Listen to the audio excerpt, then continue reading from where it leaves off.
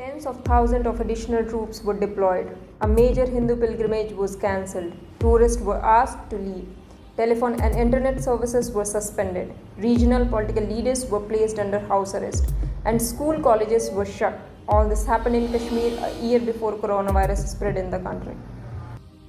Exactly 2 years back, on this day, that is on August 5, 2019, the Narendra Modi-led central government, with its one sudden political strike executed with surgical precision, stunned everyone by introducing two resolutions in regards of Jammu and Kashmir. The first rendered Article 370, while the second resolution was for bifurcation of state of Jammu and Kashmir into two union territories, which we now know are Jammu and Kashmir and Ladakh.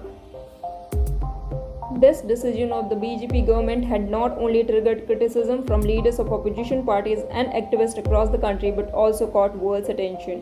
And in response to this criticism, BJP then argued in favor of scrapping down of Article 370 by saying that this step was needed as to integrate Kashmir and put it on the same footing as the rest of India, and had shut the international interference and concern by calling it as India's internal matter.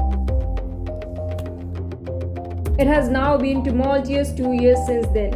On the second anniversary of scrapping down of Article 370, it becomes important to look at the changes brought about in past 2 years, and to analyze if 2 years had been enough for BJP government to fulfill its dream of Naya Kashmir, the new Kashmir that BJP said will bring equality, development, stability for the people. It is also crucial to know if central government has taken any significant steps so far to make its 2019 promises into a ground reality. Has abrogation of Article 370 really been a game changer or not? And what impact does it made on security, of course including border intrusion and militancy? State of Jammu and Kashmir, particularly in the valley, and how terrorist situation deteriorating and terrorists were active there. So something needed to be done. To get the answers of all such questions, we talked to the ex-chief of RAW Sanjeev Tripathi, who possessed immense knowledge and experience of serving in the valley. Of Article 370 and many restrictions are being made in the union territories. This affected tourism, business in a bad way. Even the terrorism was affecting it in any case in a very bad way. And had the incidents of terrorism escalated after the removal of status, special status, things would have remained extremely bad. Again, I say that the right to life takes precedence over all other rights.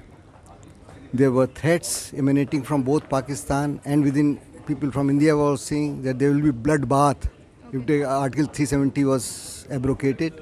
No responsible government can not take it seriously and risk with the life of people of Jammu and Kashmir. So the government, the troublemakers need to be restrained. So the government did the right thing. Whatever necessary measures were required, government has taken them. And these restrictions are gradually being lifted as the situation changes. But sir, every time shutting down internets, closing the schools is a solution. Like every time it happens. No. The thing is, I'm not generalizing it now. We are talking in the context of Kashmir. Jammu and Kashmir. Okay. The thing is that people survived and existed before this internet and all were there, and they were living happily. Now these facilities are misused much more by troublemakers than used by the genuine people. Okay. So on the balance, government analyzes the situation and it feels that by but sir, rumors spread. But sir, China has a very good way of controlling cyber crimes. Don't you think India should also apply this? Firstly, we are not China. We are a democratic country. The government has to go before the people. It's not that the government has a breathing period of 3 months also. And when we are in, then many tough actions the government cannot take. So there's no point in comparing.